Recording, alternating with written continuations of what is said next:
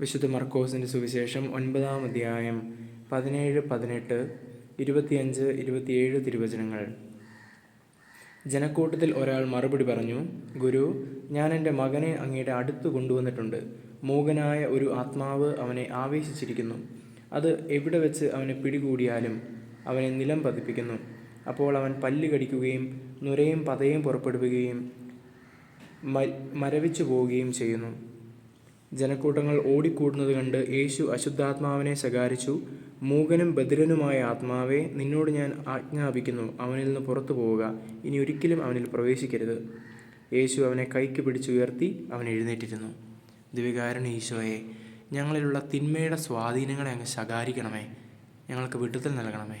നമ്മുടെ കർത്താവ് ഈശോ മിശിഹായുടെ കൃപയും പിതാവായ ദൈവത്തിൻ്റെ സ്നേഹവും പരിശുദ്ധാത്മാവിൻ്റെ സംസർഗവും പരിശുദ്ധ അമ്മയുടെയും വിശുദ്ധ കമലസിൻ്റെയും മാധ്യസ്ഥവും നാം എല്ലാവരോടും കൂടെ ഉണ്ടായിരിക്കട്ടെ, ഇപ്പോഴും എപ്പോഴും എന്നേക്കും. ആമേൻ.